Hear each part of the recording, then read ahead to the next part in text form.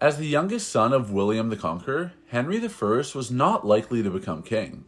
Nevertheless, he outlived, outfought, or outwitted his older brothers to become the King of England in 1100 CE. Henry proved to be a master politician, but then his death plunged England into a civil war. King Henry had an utterly disgusting habit that his doctors begged him to quit, but he refused, and it ultimately ended up causing his brutal demise. Henry's early years were steeped in education rather than politics. His mother, Matilda, had grand plans for her youngest, envisioning a life of learning and possibly the clergy. Under the guidance of Osmond, the Bishop of Salisbury, Henry mastered Latin and the liberal arts. His intellect earned him the name Beauclerc, meaning good scholar. However, despite his mother's hopes, Henry had little interest in priesthood. Fate had other plans for the young scholar. When Henry was just 6 years old, tragedy struck in the family. His older brother Richard died in a hunting accident. But the real hardship came in 1087, when their father, William the Conqueror, passed away. William's death triggered a volatile division of his empire. The eldest, Robert, inherited Normandy. The third son, William Rufus, claimed England. Henry, as the youngest, was left with a paltry inheritance of 5,000 euros and 2 small parcels of land. It seemed he was destined to be a minor noble, far from the centers of power. But the balance of power among the brothers was precarious. Robert resented his smaller inheritance and sought to claim England for himself, gathering allies to challenge William Rufus. Caught in the middle, Henry chose caution. He neither sided with Robert nor fully supported William. This neutrality allowed him to avoid early conflicts, but his position was complicated. His wealth was in Normandy, while his lands were in England. In a surprising twist, Robert offered Henry a deal, 3,000 euros in exchange for a small portion of Normandy. Henry accepted and quickly proved himself a capable and popular leader in his modest domain.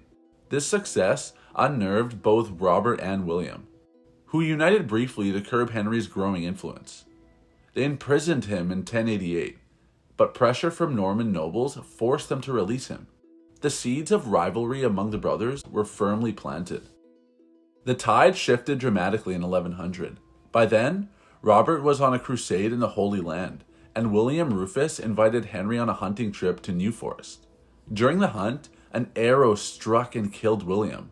The shooter, Walter Tyrrell, fled to France, sparking rumors of conspiracy. Most historians today view it as a tragic accident, but for Henry, the timing was a stroke of fortune. With Robert far away and the English throne suddenly vacant, Henry acted swiftly. He argued that, as the only son born to a reigning king and queen, his claim was stronger than Robert's. Backed by noblemen and mercenaries, Henry was crowned King of England on August 5th, 1100. Henry solidified his position on the throne through a politically astute marriage to Edith of Scotland, a union that bolstered his legitimacy and strengthened his ties to influential families. Edith, a well-educated woman with royal and saintly connections, brought significant prestige to Henry's reign. Her father, King Malcolm III of Scotland, and her mother, St. Margaret of Wessex, linked her to both ancient Anglo-Saxon line and the emerging Christian sanctity that resonated deeply across Europe.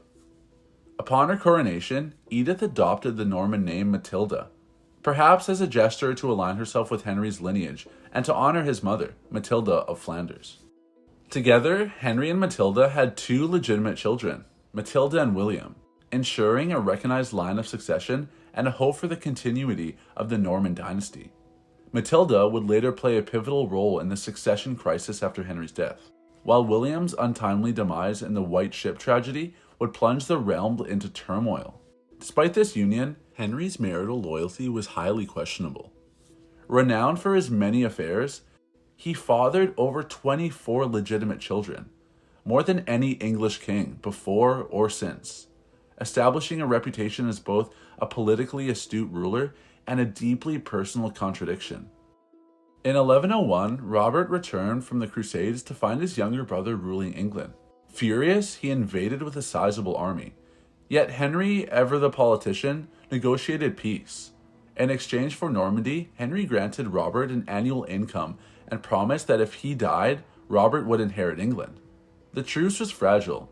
4 years later, Henry launched an invasion of Normandy, defeating Robert decisively at the Battle of Tinchebray. Robert spent the rest of his life in prison, while Henry consolidated his rule over both England and Normandy. Even in victory, challenges persisted. Robert's son, William, twice attempted to reclaim Normandy, but Henry crushed both rebellions. Meanwhile, his extensive military campaigns strained England's finances. In December 1124, Henry convened a special council at Winchester to address the corruption within the royal mints. A thorough investigation uncovered widespread fraud among the moneyers, inflicting nearly 94 individuals in various acts of debasement and theft. Henry's response was swift and uncompromising. He ordered the convicted moneyers face brutal punishments, the amputation of their right hands, and in many cases, castration. These penalties were not chosen lightly. They carried symbolic weight as well as physical consequences. The mutilation of the right hand directly targeted the tool used in their crimes, rendering the offenders incapable of continuing their work. Castration, meanwhile, served as a profound mark of disgrace. The severity of the punishment sent shockwaves through England and beyond. In an era when public justice was both a deterrent and a spectacle, these penalties were designed to instill fear and discourage similar acts of corruption. By taking such drastic measures, Henry made it clear that the integrity of the kingdom's currency, and by extension, the trust it placed in his rule, was non-negotiable. The immediate impact of Henry's actions was significant. The circulation of debased coins diminished, and public trust in the currency was restored. Merchants and officials reported fewer instances of fraudulent money, allowing trade to recover. While the punishments may seem excessively cruel by modern standards, they were in line with the medieval understandings of justice, where public and physical penalties were seen as effective deterrents to crime. Henry's approach reflected the broader priorities of his reign: centralization of authority, strict enforcement of the law, and the protection of the kingdom's economic foundation. The incident with the moneyers also highlighted the importance of maintaining strong oversight over critical aspects of governance. By addressing the corruption within the royal mints, Henry not only resolved an immediate crisis, but also set a precedent for the importance of accountability in public office. Though controversial, Henry's actions since 1124 remain a vivid example of the lengths to which a medieval king would go to preserve order and stability in his realm. His harsh treatments of the moneyers underscored the vital connection between justice, economic integrity, and royal authority, leaving a legacy that would resonate for generations. In 1120, King Henry I of England faced the most devastating event of his reign, one that would have profound consequences for the kingdom and its future. The tragedy unfolded on the night of November 25th, when the White Ship, a magnificent vessel meant to carry Henry's court across the English Channel, met a catastrophic end. The White Ship was captained by Thomas Fitzstephen, a skilled seaman whose father had served Henry's father, William the Conqueror. Eager to impress the young nobles aboard, Fitzstephen allowed his crew and passengers to indulge in excessive drinking before setting sail. Among the nearly 300 passengers were many of England's elite: earls, knights, and members of the royal household, including Henry's beloved heir, William Adelin, a young man groomed to inherit his father's throne. As the ship set off under the cover of darkness, disaster struck quickly. The drunk captain, pressured by his passengers to race ahead of the rest of the fleet, steered recklessly just outside the harbor.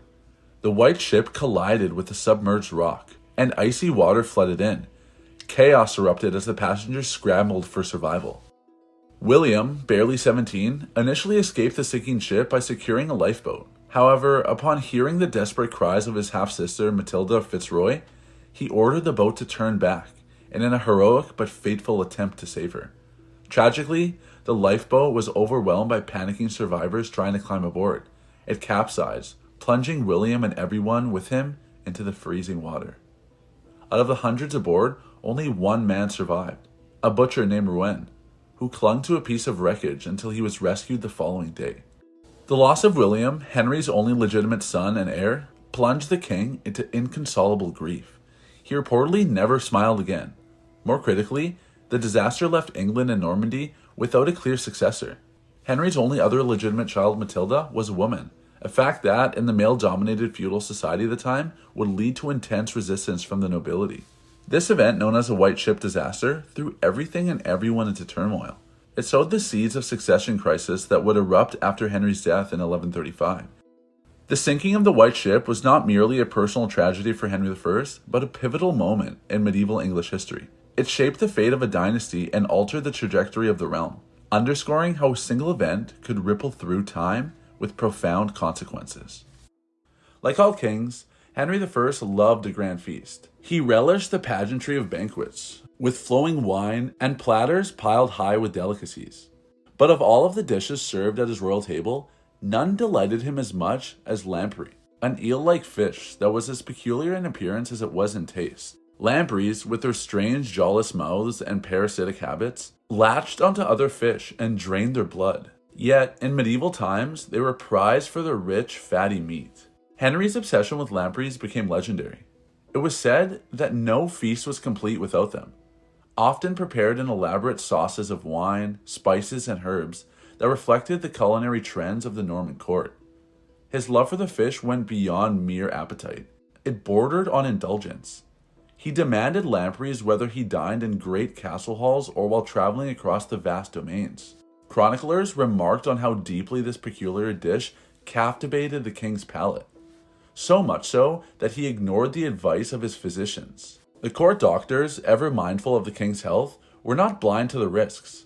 Lamprey meat, rich and oily, was known to be heavy on the stomach and unsuitable for frequent consumption, especially for a man in his later years. They cautioned Henry repeatedly, urging moderation. They warned him that overindulging in such fish could upset his digestion and strain his body. But Henry, ever the ruler of his own life, dismissed their concerns with confidence of a man who had faced down armies and rebellions. As the years wore on, Henry's stubborn fondness for lampreys would prove his undoing. In late November 1135, while on a hunting trip, the king once again indulged in his favorite dish. On this occasion, the feast was particularly lavish. The lampreys prepared with the finest ingredients his court could muster. Henry, in high spirits and surrounded by his companions, partook with abandon, savoring the rich flavors without a thought for his physician's warnings. But indulgence came at a cost. In the days following the feast, the king fell gravely ill. Contemporary accounts suggest that he suffered from severe abdominal pain, a likely result of overindulging in the fatty fish. His condition worsened rapidly, and on December 1st, 1135, the physicians were right. Whether it was food poisoning, acute indigestion, or complications from pre-existing health conditions, the lamprey feast became forever linked to his demise. Henry's death marked not only the end of a king's reign, but also the beginning of a period of chaos for England. With his only legitimate male heir, William lost in the tragic sinking of the White Ships years earlier, the question of succession plunged the realm into a civil war known as the Anarchy. Yet, for all political turmoil that followed, one detail of Henry's life and death endured in popular memory: the king who loved lampreys too much.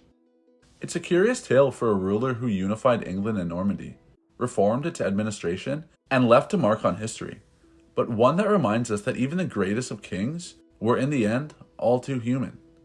Though Henry I's reign ended in chaos, with his death triggering a succession crisis that led into the civil war known as the Anarchy, his administrative innovations left a huge mark on English governance. Among his most notable achievements were his financial reforms, which strengthened England's systems, and his efforts to standardize weights and measures, bringing greater consistency and fairness to trade and taxation. These reforms not only enhanced the efficiency of royal administration, but also helped lay foundations for more centralized governance in medieval England. Henry's contributions demonstrated his vision as a ruler who sought to combine authority with order, ensuring the monarchy influence reached every corner of his realm. Despite these accomplishments, the legacy of his reign remains overshadowed by the instability that followed his death. Fittingly, his burial site at Reading Abbey, a grand religious center he founded in 1121, remains lost to history. This enduring mystery serves as a metaphor for a king whose influence on England was monumental and bizarre. But as wild and memorable as his reign may have been, filled with countless dramatic twists and turns, his legacy will forever be overshadowed by his peculiar and unrelenting obsession with lampreys, a fixation so bizarre and consuming that it ultimately led to his untimely demise. Thanks for watching History Expose. If you love uncovering the best stories in history, hit like and subscribe to keep exploring with us. Don't forget to visit our main page, Factinate, for more incredible facts about everything.